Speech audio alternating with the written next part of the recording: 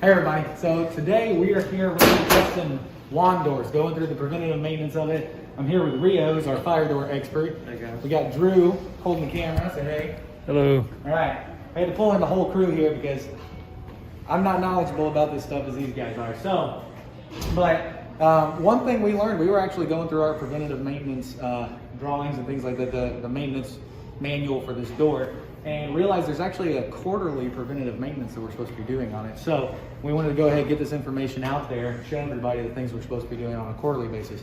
We all know you're supposed to test it annually because it's a fire door, falls under NFPA 80, but we wanted to show you the quarterly preventative maintenance side of it as well. So we're not going to go through the annual, which, you know, we've got a couple smoke detectors, 1, 2, that's what closes these doors for us.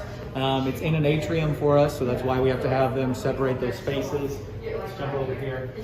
We're in a busy area, so we're going to try to keep things going, keep things quiet as well. But to open it, so this door is behind for us. It's got a fake door that pops open. But to open it, there's a little rocker switch, and we'll show it here in a second. But it's got a little rocker switch, so you got to reach back in there when it's all the way open and open it. We'll show you. So the first thing you do, open it and let it close all the way. We're going through, you got to make sure that it fully seals inside the track because this is a sensor right here. All right. Okay. So you also want to test your push to open buttons. There's a few of those, so we're not going to go through each of them, but test, make sure it fully opens. Just like that. It should have a minimum of 36 inches clear, I think is what the manual says. When you're in an alarm, when that smoke detector is in alarm, it's going to close this back. So it's not an alarm right now. So you also need to test to make sure when you're closing the door, you're supposed to test the system. Make sure it stops. That's to prevent it from hurting somebody in case it's closing it. Okay. So while it's fully open, you also got to check the seals. Remember, this is a fire door. So we're looking down here. Let's see if we've got any tears or anything like that.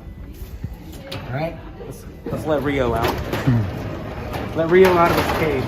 There we go. All right. And then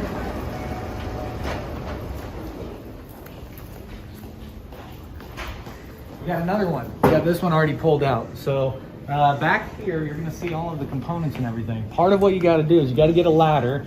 You got to get up. You see the chain? Get up there. Make sure the chain is oiled in the track all the way. Make sure that you got, and it says specifically lithium chain oil and lithium grease on the gear as well.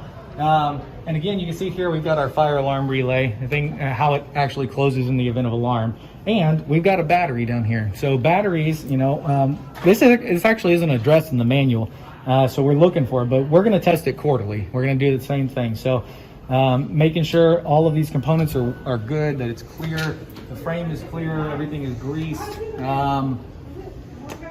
You can see here, we'll show how these lock back into place. So you've got little holes here, runs through, and it'll lock it back in to hold it from coming out like it's supposed to. What am I missing, guys? We get everything? I think we about covered it. Cool. So, until next time, happy learning.